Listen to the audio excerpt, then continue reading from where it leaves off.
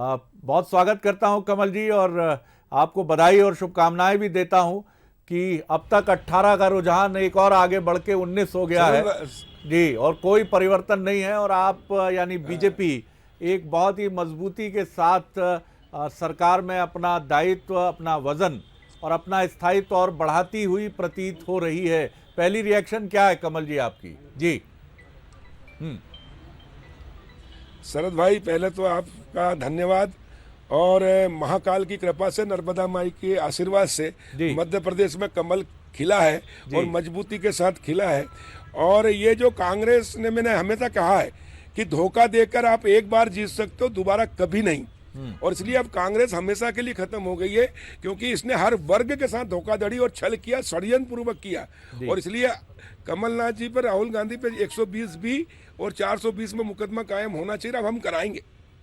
जनता ने इनको पूरी तरह से नकारा है। मैंने पहले कहा था कि कांग्रेस ने जो जनता से वादा किया वो पूरा नहीं किया, और इसलिए ज्योतिरादित्य सिंधिया ने आगाह किया कमलनाथ जी को, 6 मंत्रियों ने आगाह किया, विधायकों ने आगाह किया। लेकिन कमलनाथ जी सत्ता के मद में इतने मगमूर थे कि उन्होंने कहा कि ये तो कांग्रेस तो हमेशा ही करती आई, वादा कोई पूरा किया क्या। और इसलिए खाओ पियो हाथ मत आओ, कल लूटे जो आज लूटे सो पल में सरकार चल जाएगी। इसलिए लूटने में लगी थी 15 महीने।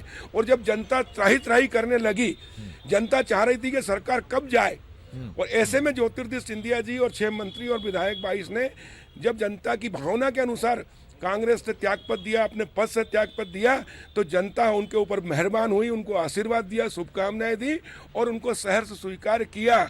और उसी का परिणाम है कि भारतीय जनता पार्टी का कमल का फूल खिला है। भाजपा जो कहती है वो करती है। सबका साथ, सबका विकास, सबका विश्वास, प्रधानमंत्री नरेंद्र मोदी जी का जो मंत्र है उसको हमने चरितार्थ किया है। और माननीय मुख्यमंत्री शिवराज जी के नेतृत्व में मध्य प्रदेश में इन 6-7 महीने में वो सारे काम जो कांग्रेस की सरकार ने ठप कर दिए थे, योजनाएं बंद कर दी थी गांव गरीब किसान की, प्रदेश के विकास की, वो सारी योजनाएं हमने प्रारंभ की। और जनता प्रसन्न हुई, खुश हुई, क्योंकि गरीबों के लिए जितनी भी योजनाएं थी भाजपा सरकार की, शिवराज जी की सरकार की, वो कमलनाथ ने बंद कर दी थी। इनकी प्राथमिकता गांव गरीब किसान नहीं था, इनकी प्राथमिकता थी लूटना।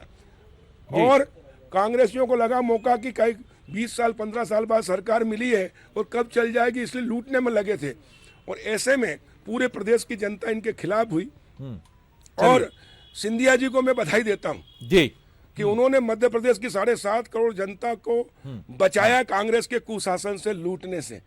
और इसलिए जनता ने भारतीय जनता पार्टी का साथ दिया है और आगे भी देगी। और प्रधानमंत्री नरेंद्र मोदी जी का जो संकल्प है कांग्रेस मुक्त भारत यानी भ्रष्टाचार मुक्त भारत अब होगा, और मध्य प्रदेश सहित देश में राम राज आया। देखिए बिहार में भी भारतीय जनता पार्टी का कमल खिला है। जी जी, उसके भी कमल तो खिला है कमल पटेल साहब। लेकिन मुझे ये बताइए कि आप भी कमल हैं और आपके प्रतिद्वंदी भी कमल हैं, तो जब आप एक ही तालाब में खिले हुए हैं यानी राजनीति के तालाब में, तो ये कमल दूसरे कमल को लेकर इतनी नाराजगी, इतना आरोप प्रत्यारोप का दौर हमने बड़ा हमलावर देखा है आपको। मैं बात कर रहा हूं कमलनाथ जी की। जी